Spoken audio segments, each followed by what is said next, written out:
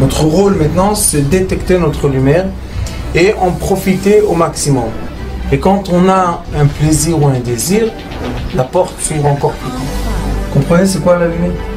Lumière, amour. C'est pas important qui tu es, où tu es, comment tu es. Dieu t'aime. Nous sommes dans la paracha de Teruma. Et dans la paracha de Teruma, veut dire le don qu'on donne. Teruma, c'est un don, d'accord. Dans cette paracha-là, Moshe Rabbeinu monte dans les cieux. Et Akadosh Baruch Hu lui montre la façon dans laquelle il veut que le peuple d'Israël crée le tabernacle qui doit être la maison divine, de la présence divine. Est-ce que c'est la présence divine de tout le temps ou c'est la présence divine spéciale? Parce qu'il est écrit Melo Kol Haaretz Kevodo, que la présence divine est partout sur terre. Si la présence divine est partout sur terre, pourquoi j'ai besoin d'un tabernacle? Est-ce qu'il y a un endroit dans le monde qu'il n'y a pas la présence divine? C'est possible. Et la présence divine fait vivre tout minéraux, végétaux, animaux, êtres, solides, liquides, gaz, lumière. Donc, qu'est-ce que j'ai besoin de ce tabernacle? Pourquoi j'ai besoin du temps? Pourquoi on est obligé de dire, premièrement, qu'il y a une place spécifique pour ça? Première question. Et qu'est-ce qui se passe dans le monde entier? Deuxième question, est-ce que dans cette paracha, vraiment se crée l'endroit maintenant dans cette paracha, ou bien la paracha c'est juste une vision? On a une paracha entière qui nous explique comment Moshe visionne, et dans deux parachas, on va voir laquelle Moshe crée. Et quand il crée, encore on nous donne les mesures, des tables, des trucs. La Torah, vous savez, elle est très avare en mots. Chaque mot, chaque lettre, c'est très juste. On se pose la question, pourquoi la création de ce tabernacle avec les outils, pourquoi ça se dit deux fois? Dis-moi ça, ou parachat Teruma, ou parachat Vayekel, tu me dis voilà, fais ça et ça et ça. D'accord, j'ai compris, je fais ce que tu me dis. Le ciel et la terre, il y a la partie spirituelle et il y a la partie matérielle. Mais à la fin, le tabernacle a été quoi? Matériel. Donc dis-le-moi, dans l'aspect matériel. Nous avons quelque chose de très bizarre, deux plans. Il y a le plan de la vision de Moshe Rabbeinu et le plan de l'action sur terre. Pourquoi deux? Vayedaber Hashem el Moshe. Les mots. Akadosh Baruch Hu parle avec Moshe pour dire les mots. Daber el Ben Israël. Vikru li teruma me'et kol ish asher yadavenu libo. Il lui dit Vikru li teruma. Et dans le mot Trouma, il y a un secret. Il y a le mot Torah, mais Torah. C'est Mea Torah. Mais il y a un autre secret. Le secret est Terei Ma. En araméen, Trei, c'est deux. Ma, c'est 45, c'est l'homme. Cette paracha veut nous dire, sachez qu'il y a deux hommes. C'est quoi deux hommes? Qu'est-ce que c'est que ces deux hommes? Qu'est-ce que c'est ça? Eh bien, sachez qu'il y a l'être humain physique et il y a l'être humain spirituel. Est-ce que nous sommes seulement ce physique ou bien nous sommes quelque chose qui est aussi au-delà du physique? Si nous sommes seulement le physique, la Torah doit nous parler seulement dans l'aspect physique. Mais si la Torah nous donne un parchemin entier d'une création physique, et après elle répète les mêmes choses, les mêmes dimensions, les mêmes dans le physique, veut dire que la pensée est au-delà de l'action. Et il est écrit, sauf Maaseh, la fin de l'action, B'marshava techila, avec une pensée avant. Que chacun construit son petit métamigdash à l'intérieur de sa mère. Vous parlez de la religion? Je suis pas religieux. La Torah, c'est les rôles qui nous indiquent quoi? Le comportement de l'être avant qu'on commence avec les religions et les histoires, qui est plus grand, qui est plus petit, qui est plus savant. Je parle pas de ça, moi je suis simple. Presque un singe. Simple. Mais dans cette simplicité de l'être, il faut se reconnaître quand même. Quoi? Qui je suis? Pourquoi j'ai des actions? Pourquoi je parle? Et pourquoi des fois je pense? Et pourquoi des fois je ressens? Et pourquoi des fois j'aime? Et pourquoi des fois j'aine pas? C'est bien construit toute cette histoire. D'accord? Une personne vit, je sais pas moi, 80 ans, eh bien dis donc, le paquet il pèse, hein? C'est quoi ce paquet? Pourquoi on dit ça? Pourquoi ça pèse? Qu'est-ce qu'il y a? Mes pensées c'est n'importe quoi, je pense ce que je veux. Oui, tu penses ce que tu veux? Oui. Et après, qu'est-ce que tu fais avec ces pensées? Mais je fais rien du tout. Tu es capable de quoi? D'ignorer tes pensées? Non. Non, tu peux pas. Mais est-ce qu'elles sont en l'air, les pensées? Parce qu'elles nous empoisonnent l'esprit. On dit bien, elles nous empoisonnent l'esprit. Est-ce qu'elles sont Il y a les pensées positives. Qu'est-ce qu'il y a? Il y a un monde entier, invisible, qui est dans notre cerveau. Ce monde invisible nous envoie plein de messages positifs ou négatifs. Notre corps traduit ces messages. Les messages en paroles, en action, en attitude, en plein de choses. Oui. Oui, alors la Torah nous dit, faites attention mes enfants. Vous n'êtes pas l'action du tout. L'action c'est la fin du processus qui commence. Dans quoi? Très homme. Il y a deux hommes essentiels. Il y a l'homme lumière et il y a l'homme matière. Ce sont les deux êtres essentiels. Avant qu'une personne grandisse, elle sort du ventre de sa maman, il y a ce qui s'appelle l'image fantôme. On peut voir l'espace de lumière dans lequel l'être humain va grandir. On fait ça dans la main, on photographie la main d'un enfant et on voit l'espace fantôme et on dit cet enfant il va avoir une main 22 cm. Il va avoir une main 18. Il va avoir une main, je sais pas, 15. Pourquoi on dit ça?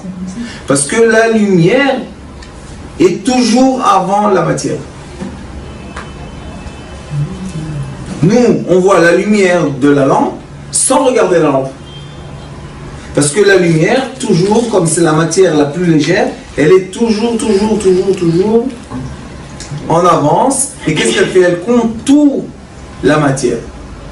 Donc, quand on veut influencer la matière, mon cher Rav Tzadik, on doit travailler la lumière. Et si on travaille la lumière comme il faut, la matière vient dans nos mains sans bouger. Et si on ne travaille pas la lumière comme il faut, eh bien la matière ne se comporte pas comme on veut. Et qu'est-ce qu'on dit? Rav, j'ai fait des prières, j'ai fait Teilim 40 jours, j'ai fait Perek Shira 40 jours, j'ai fait... Je dis, qu'est-ce que c'est ça? On achète et on vend de la matière, qu'est-ce qui se passe? J'ai fait ça et ça, pourquoi ça ne marche pas? Je dis, pour que ça marche, il y a des conditions. C'est comme quelqu'un, il a un ordinateur, et il n'a pas Wi-Fi. Et il tape sur Google, il tape, il s'énerve, il tape. Eh, mon fils, connecte-toi, après tape. Aujourd'hui, on peut expliquer, parce qu'on a plein d'informations dans l'air. Et c'est de l'information qui peut nous rendre riches. Vous savez qu'il y a beaucoup de gens dans le monde qui sont des millionnaires, qui vivent, ils travaillent seulement de la maison. Seulement l'ordinateur, le matin, il fait sa position dans, je sais pas quoi, dans les bourses. Le soir, il voit combien il a gagné, combien il a perdu. Il fait la moyenne, il est content, il va dormir. Personne ne le connaît, personne sait son nom, où il est, et il habite dans une forêt, dans une île, quelque part, que personne ne connaît. C'est un troisième homme. Quoi? C'est un troisième homme, c'est l'homme virtuel. L'homme virtuel. Non, mais l'homme virtuel, Rav, c'est le miroir matériel qui nous enseigne la Torah écrite. Puisqu'on voit que le cerveau de l'être humain a créé tout un processus qui est exactement le processus qui est écrit dans le Torah. Qui veut dire quoi? Tarum, hey, élève la matière. Comment? Trei ma. Grâce aux deux êtres que tu es. Tu peux tarum, c'est quoi tarum? Élève la matière. Comment on peut élever la matière? On élève la matière avec la force spirituelle et matérielle. D'accord? Si quelqu'un il a par exemple un capital de 100 000 shekels, et s'il ne va pas bien penser à son argent, comment l'investir, dans quoi l'investir, faire des business plans, etc., il peut perdre 100 000 shekels en 20 secondes. Mais il peut aussi multiplier 20 000 shekels. Alors on voit que si on veut que la matière soit en harmonie avec nous, on est obligé de faire quoi? D'accorder, d'assembler, de mettre ensemble 3 dimensions. Il y a la matière, il y a la pensée et les sentiments. Pourquoi? La matière, c'est l'action, nefesh. La parole, c'est le ruach, l'esprit. Et la pensée, c'est l'âme. Nefesh, ruach, neshama. Et tout ça, c'est seulement dans le diamètre quoi? Physique. D'accord? La pensée est dans le physique. Où on pense? Dans les neurones. Oui, Robert. Si on arrive à connecter ces trois, est-ce que c'est comme ça qu'on se connecte avec le divin? Oui.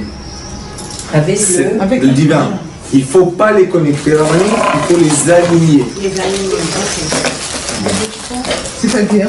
On doit penser ce qu'on dit et faire ce qu'on dit. Ça veut dire qu'il y a une authenticité. Tout doit être aligné.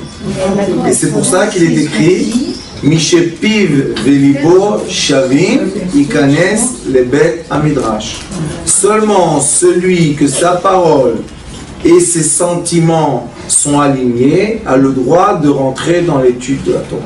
Ah, d'accord. Et là, ça met beaucoup de gens à l'extérieur de la vraie Torah. Quand la Torah nous dit ne vole pas, et on se prend la tête comme si qu'on vole pas, mais on vole, et après on va faire la prière Shemona Esrei, il y a un petit problème de décalage. Et après on se pose la question, pourquoi on est envoûté? Pourquoi on a des mauvaises pensées? Vous savez, j'ai rencontré un monsieur, que Dieu nous en préserve, il faisait un travail qui n'est pas tellement comme il faut, et une personne de l'autre côté du téléphone a fait quelque chose de pas tellement bien avec elle, et après, pendant des nuits, il ne pouvait pas dormir. Il était envoûté par l'esprit de l'être qui a, de l'autre côté, a fini sa vie. Ça existe jusqu'à présent. Tout le temps. C'est de l'argent facile, mais c'est de l'argent dangereux. Il n'est pas dangereux tout de suite, parce que tout de suite, cac, t'as fait ton coup, tu dis, ah, quel imbécile. Ouais, tu as raison, cet imbécile-là, il a un esprit. Quand son esprit va commencer à t'envoûter la nuit, tu vas voir c'est qui l'imbécile. D'accord? Alors il faut savoir que l'être est composé de 3 dimensions. L'action, la parole, la pensée. Nefesh, Ruach, Neshama. Le foie, Nefesh. Le cœur, Ruach. Le cerveau, Neshama. Qu'est-ce qui se passe? Comme on est tellement à côté de nous-mêmes, combien de fois on fait des actions, on dit « Oh, excuse-moi, j'ai pas fait exprès. » Les sages disent « Qu'est-ce que ça veut dire de bouger une main sans faire exprès? Ton cerveau, il a donné un ordre de bouger la main? Oui. Alors comment j'ai pas fait exprès? Non, non, j'ai pas voulu. Tu as renversé le verre. J'ai pas fait attention. Ça veut dire quoi ça? Ça veut dire que les gens bougent. Et une marionnette dans l'eau. Ils savent même pas pourquoi ils bougent. Qu'est-ce qui s'est passé? Le mouvement du corps n'est pas du tout attaché à la parole, qui n'est pas du tout attaché à l'esprit. Mais quand même, nous sommes un robot qui bouge, qui parle et qui pense. Donc, qu'est-ce qu'on peut faire? Qu'est-ce qu'on fait? Concrètement, qu'est-ce qu'on fait? Je suis de l'action, je suis la parole et je suis la pensée. Alors, qui je suis? Est-ce que je suis même par mes actions? Des fois, on dit non, non, non. Rare, on s'excuse, vraiment, on ne voulait pas le faire. Vraiment, on ne voulait pas. Alors, pourquoi tu l'as fait? J'étais pas dans mon esprit. Il n'y a pas de problème. Viens, on parle avec ton esprit. Où il est? Envoie un mail, peut-être tu vas recevoir une réponse. Bon, viens, on emmène ton esprit. On commence à prendre l'esprit avec une fille, qui sait, comme ça. Oui, mais c'est loin, ça peut être des kilomètres, ça peut être. Mais quelqu'un qui est énervé dépasse son esprit. Pourquoi? Parce qu'il a mis trop de feu dans la parole, et après les hommes disent aux femmes, oh je regrette ma chérie, je voulais pas te dire ça. Si tu voulais pas le dire, pourquoi tu l'as dit? Oh non, j'ai pas fait exprès, c'est pas... C'est sorti seul. C'est pas moi. Oui, mais c'est sorti. C'est sorti. Qu'est-ce qu'elles disent les femmes? Moi, je l'ai... Moi, je suis. Moi, je l'ai reçu. Maintenant, toi, tu me dis que ça n'a pas été sorti de chez toi, alors dis-moi d'où c'est sorti. Et après, ils disent, non. On lui dit, vous savez, on fait des consultations de couple. Alors on dit à l'homme, écoute, avant que tu parles, réfléchis. Mon père, Allah Shalom, me disait, tu tournes la langue 10 fois dans ta bouche avant que tu sors un mot. Ouais. Il a raison. Pourquoi? Parce que si je ne dis pas ce que je pense, les gens vont avoir la pensée de moi tordue. Mais est-ce que les gens ont voulu penser de moi de façon tordue? Non. Qui les a emmenés à cette pensée? Toi. Ah, qu'est-ce que tu veux que je fasse maintenant? Pardonnez-moi, pardonnez-moi, il n'y a pas de problème, on te pardonne, il n'y a pas de problème, viens, Yom Kippour, on a tout nettoyé. Pas Yom Kippour, Rosh Chodesh, on a tout nettoyé. Pas Rosh Chodesh, vendredi, on a tout nettoyé. Pas vendredi, minuit, on a tout nettoyé. Ah. Mais quand tu recommences, est-ce que ça nettoie vraiment? Alors on te pose la question maintenant, pourquoi tu l'as refait? Excuse-moi, tu es la seule au monde, Akadosh Baruch Hu a dit à mon cher Rabbeinu, écoute, pour qu'on vive bien ensemble, en harmonie, le peuple d'Israël et Akadosh Baruch Hu, vous, les Hébreux, vous allez faire une action que je demande à personne d'autre, mais vous allez la faire que votre pensée est alignée à votre cœur, à Sheridav Veno Libo, d'accord? Vous allez Trouma, vous allez être l'homme céleste, l'homme du cœur et l'homme de l'action alignés avec moi. Et c'est pour ça que si vous regardez tous les sacrifices qu'il y avait au temple ou dans le tabernacle, ce sont des sacrifices qui sont dus à quoi? Au feu. Pourquoi le feu? Pourquoi les fumées? Pourquoi les fumées qui montaient dans les cieux? La fumée du grand autel, la fumée des épices et la lumière qui vient de la menorah. Pourquoi ça? Parce que la fumée, tout le temps, monte en haut. Une flamme, tout le temps, veut aller en haut. Alors il nous a dit, regardez, moi, je vais mettre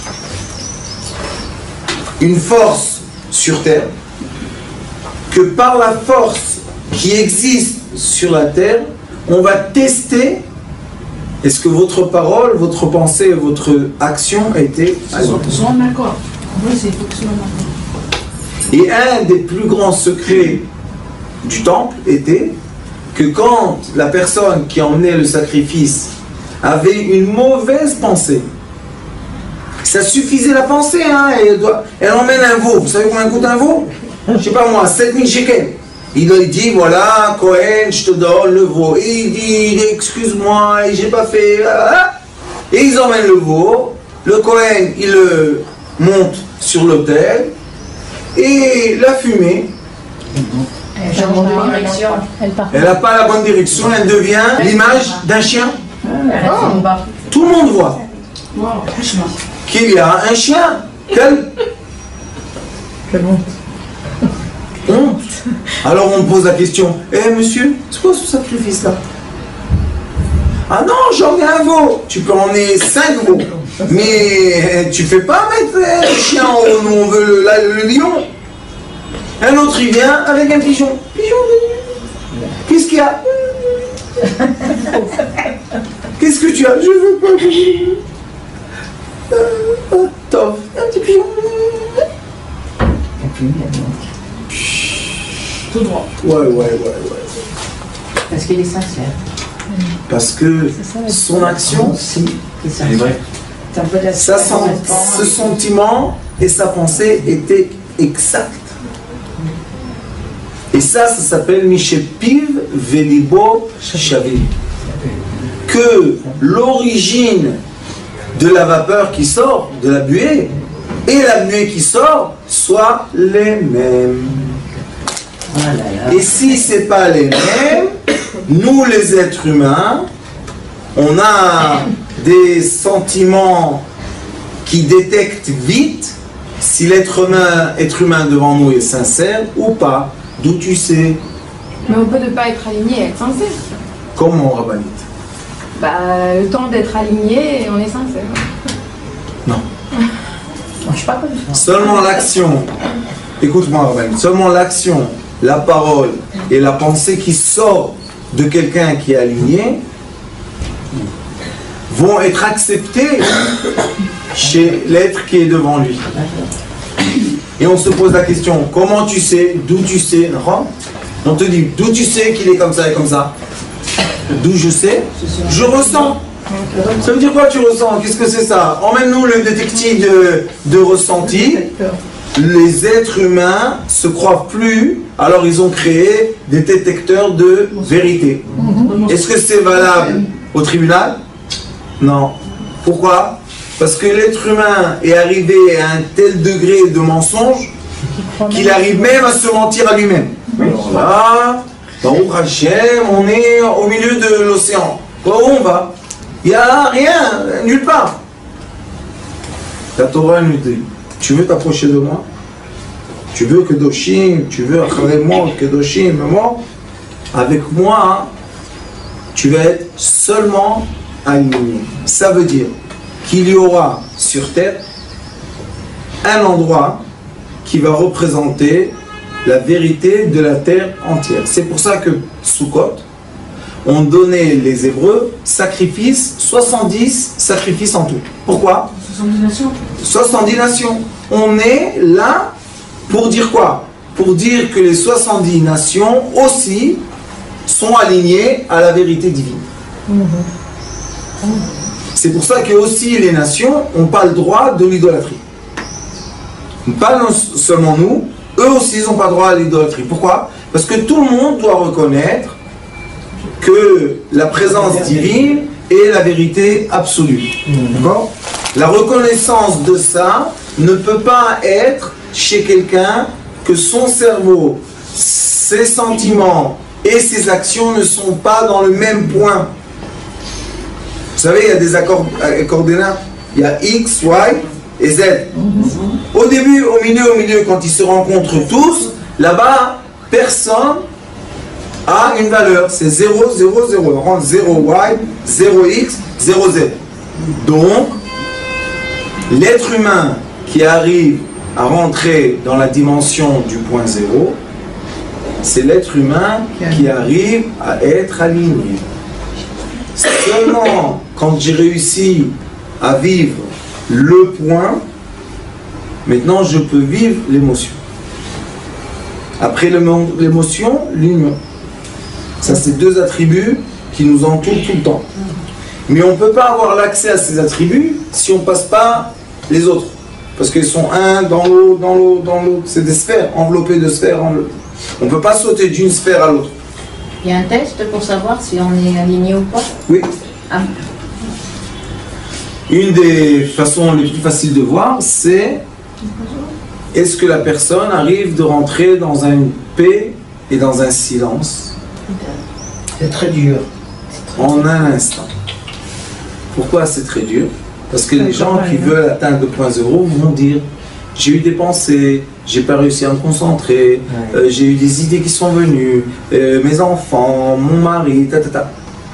Si tu es tellement distrait et tu n'arrives pas à reconnaître un point de silence, c'est très bien de savoir faire de la méditation avec le corps, c'est très très bien, sauf que dans les méditations qui viennent du monde des moines, la méditation est que je régénère l'énergie dans moi-même. Ouais. Et nous, on n'est pas dans l'énergie séparée. Chez nous, c'est l'énergie unie du masculin et du féminin ensemble. Tout seul, ça n'existe pas. Tout seul, c'est pas un être humain. C'est même pas une moitié. C'est un récipient cassé en deux. Donc, qu'est-ce qu'on peut mettre dedans? Aucune fleur va tenir, puisque le récipient est cassé en deux. Et quand on fait beaucoup de yoga, il y a un moment qu'on est obligé de circuler l'énergie avec la respiration. Cette énergie-là nous régénère de tellement beaucoup de bonheur qu'on n'a plus besoin de l'autre. Et quand on n'a plus besoin de l'autre, là, on est dans l'inverse de l'union. On ne peut pas atteindre l'union. Alors, chaque mouvement qu'on fait a des conséquences sur nos sentiments, sur nos pensées, sur nos paroles. Tout vit ensemble. On ne peut pas dire à notre bouche, fais-moi plaisir, va faire un petit tour, reviens dans une heure. Pourquoi? Parce que la personne parle des bêtises tout le temps. Bon, tais-toi. Je peux pas. Alors va-t'en. Non, on veut le corps ici, la parole dort. On veut? On peut pas. Donc l'éducation de la Torah est quoi? Sache qu'il y a deux êtres. Et l'être qui est quoi? Le pont entre les deux êtres. Ces trois êtres-là, qui sont dans la dimension du corps, sont obligés d'être alignés à un point. Ça s'appelle le point de lumière qui est là. Ce point-là, c'est la connexion au divin. C'est la fontanelle quand le bébé est petit. Que c'est ouvert. C'est ouvert. Pourquoi? Parce que quand le bébé est petit, le bébé reçoit tout le temps de l'énergie et lui, le bébé, il est aligné. Son corps, son cœur, sa pensée, il veut manger, il crie. Il tape des pieds, il crie, il est rassasié, il veut dormir, tac, il s'endort. Maintenant, écoutez bien. Mais Rav, juste excusez-moi, pour la prière, Voilà, on est toujours perturbé, donc en fait on n'est jamais connecté avec Hachem. Arabe, il y a un livre, et il y a un sidour qui est ici si vous voulez, ça s'appelle, on a fait sortir, bon, voilà, ça s'appelle Amoud Atfila, Baal Shem Tov. Le Baal Shem Tov Akadosh explique en 160 à peu près de commentaires comment s'aligner au moment de la prière. On doit, pendant la prière ou pendant l'étude ou quand on veut vraiment vivre quelque chose de vrai, on est obligé de tout rassembler à un endroit. Vous savez comment il appelle ça? Quand l'être humain ne ressent plus son corps. Quand est-ce que l'être humain ne ressent plus son corps? Quand il dort. C'est quoi la mitzvah de Purim qui va être dans quelques jours? Et ceux qui veulent envoyer Matanot, la Udionim, et etc. et à PayPal, c'est quoi? Dormir, dormite. C'est écrit. Il faut boire du vin jusqu'à quand que ma conscience fait ça. Moi, je pense que je dors, mais après je continue à parler. Qui parle maintenant? Vous posez la question à l'être humain, quand est-ce que tu es dormi? Ah, je me rappelle que j'ai juste dit quelque chose à mon frère et boum, je me suis endormi. Oui, et depuis, la caméra, elle t'a bien photographié, tu étais bien filmé, tu dormais pas du tout. Mais lui, il était sûr qu'il dormait. Ça s'appelle dormité. C'est quoi dormité? quand je permets à tous les bruits physiques de s'éteindre, et maintenant permettre la parole spirituelle de s'appliquer. Alors oui, Et la force de l'Hidbo des doutes, quand on fait la Hidbo des doutes, d'après, il y a beaucoup de façons, mais nous, notre façon de Hidbo des doutes, c'est rentrer toujours dans le point zéro. Toujours être rien.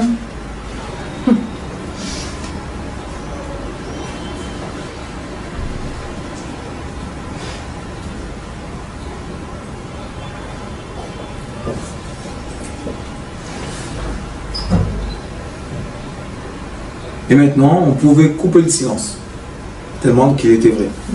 Une personne est rentrée dans le silence, tout le monde est rentré dans le silence. Pourquoi? Parce que ce sont des fréquences. Et la Hidbo des doutes, on n'est pas obligé de parler, c'est juste d'être à l'intérieur. Parce que quand on est dans le silence, viennent les vraies pensées, les vrais sentiments, les vraies volontés. Ils se manifestent quand ils ont la place de se manifester. Mais quand on est tout le temps dans la course de la vie, qui n'arrête jamais, quand est-ce que tu veux avoir du silence? Mais dans l'étude, c'est pas possible. Ça. Si. Il y a un film sur YouTube qu'on me teste le cerveau. On me met des électrodes. J'ai fait la femme et un salaire. Ils m'ont mis des électrodes.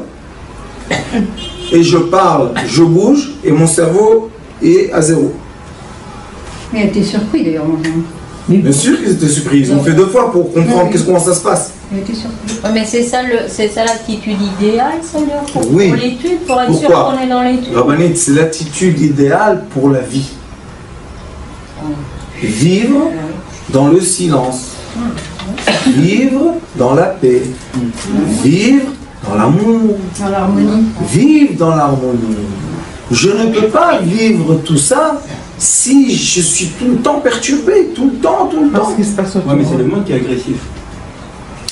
Grave, je vis dans la même planète que toi. Mais la plupart des gens sont comme ça. Rabbanit, est-ce qu'on est là pour parler à la plupart des gens ou on est là pour parler aux gens qui veulent évoluer dans leur vie?